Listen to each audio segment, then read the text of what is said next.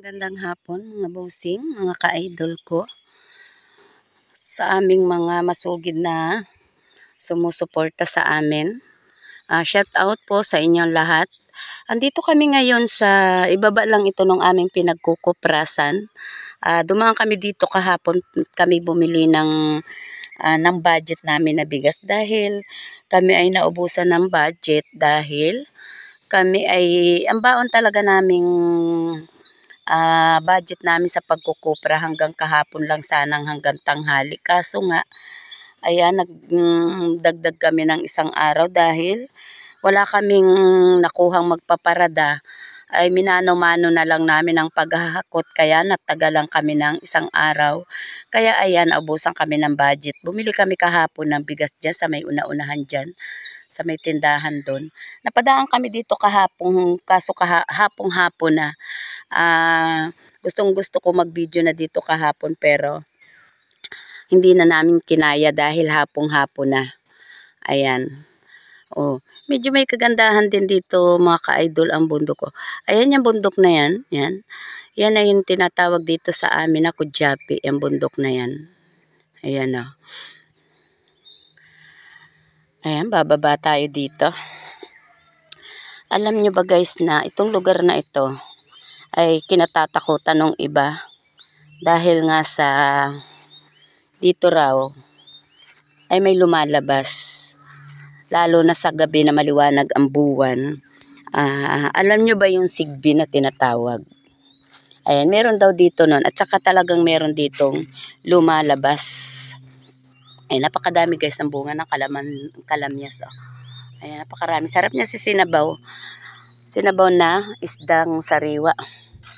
Ayan, napakarami ditong mga pinapowersong mga nyug. Ito, papowersuhin daw kasi ito lahat. Itong mga nyug na ito. Alam nyo ba guys, nung una-una kaming nagkukupras dito na marami pa kaming magkakasama, kumpleto pa ang Formarias.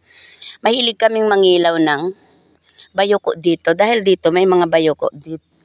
Palibasa medyo malinis, ay medyo malinis talaga ang bayoko dito mga ka-idol dahil wala ditong bahayan. Tapos puro guba talaga yun. Yung ibabaw ng aming pinagkukuprasan na yung gaya ng mga nai-upload ko na sa inyo nung una. Talagang yun ay sabi lang ay talagang gubat. Batuhan na malalaking bato at saka malalaking mga puno ng kahoy. Kaya talagang dito ay may bayoko. Ayan, natatandaan nyo ba mga ka-idol, nung panahon na, nung una-unang nag-upload ako ng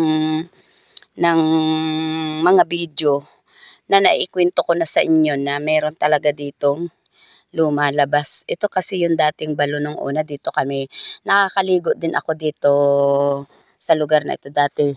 Dahil dito ay may balon, dyan sa lugar na yan. Meron pa rin naman, kaso tinakpan na nila, hose na ang ginagamit nila papunta doon sa may malapit na sa bahay nila. Kaya hindi na sila dito pumupunta para mag-igib dahil nga sa mayroon na silang hose na kakonek doon sa balon. Ayan. Ayan dito. Alam nyo ba guys, noon kinukwento ko sa inyo na kami ay talagang ginalaw dito. Dahil, ayan ang lugar Aray, parang nangingilabot na naman ako mga ka-idol. Dahil dito sa lugar na ito, dito, ayan, nangingilabot ang aking mga balahibo. Nangangapal ang aking taingat, ng aking batok ay nangangapal.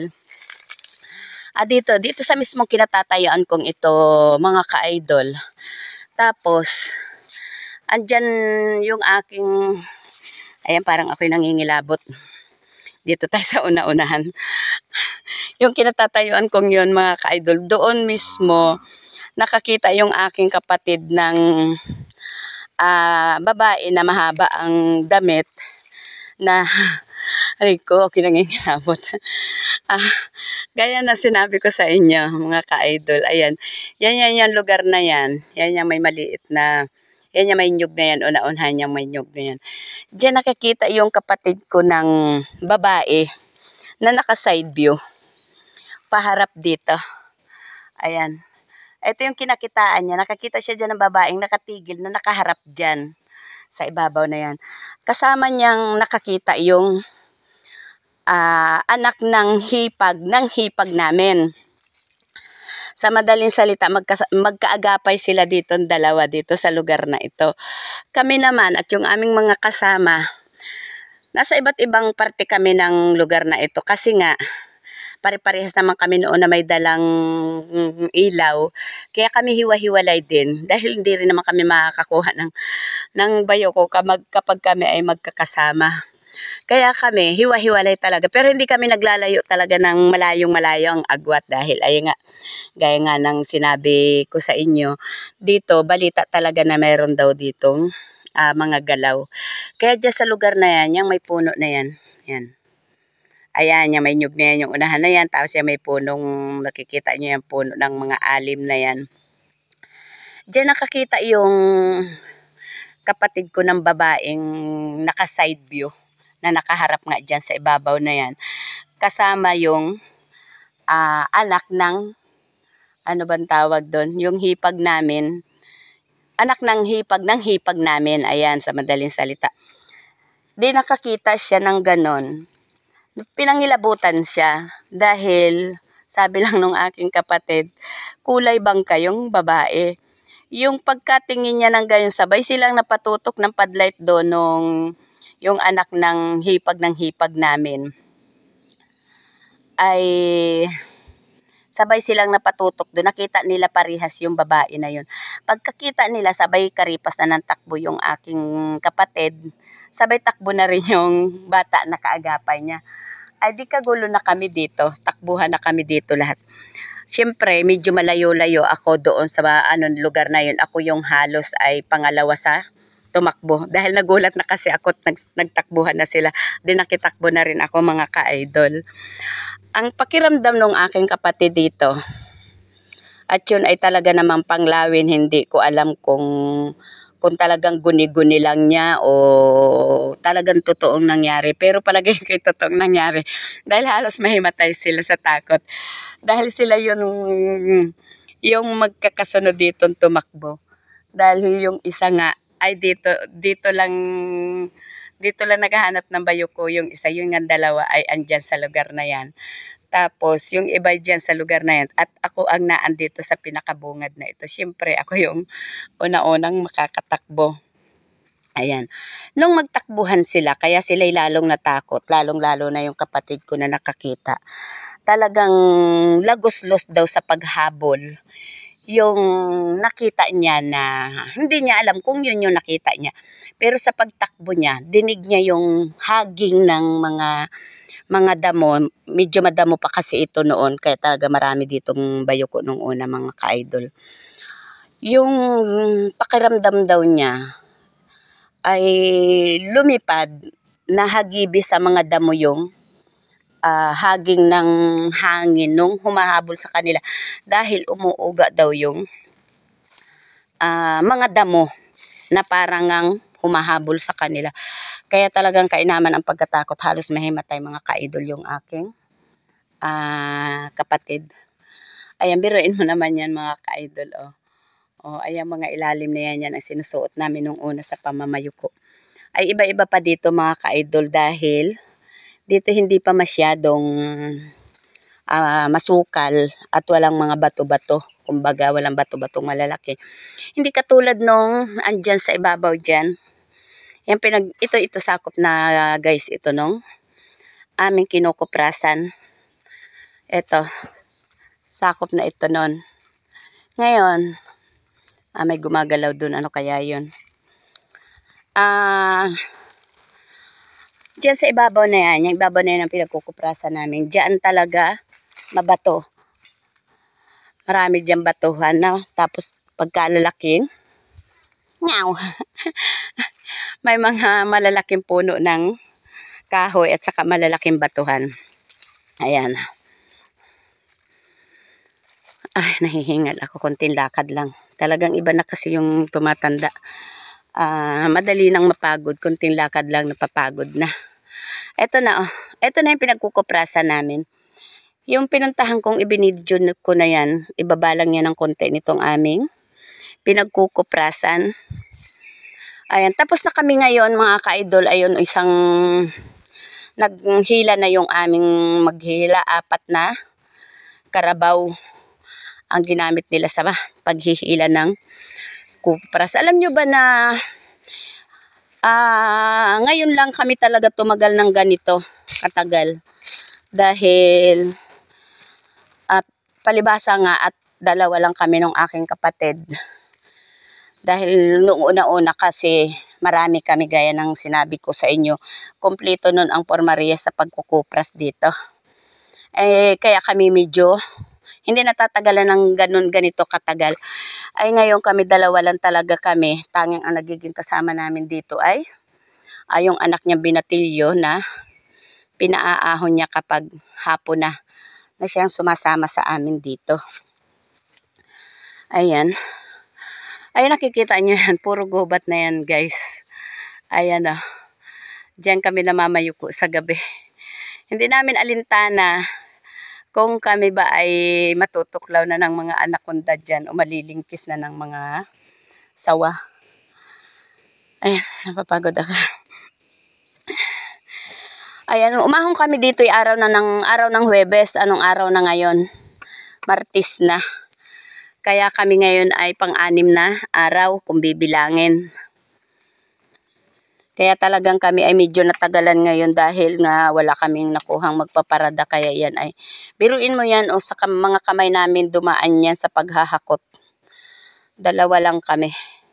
Talagang trabahong lalaki na yung ginagawa namin dyan. Inuutay-utay na namin. Ayan. Yung anak niya, pinauwi na niya.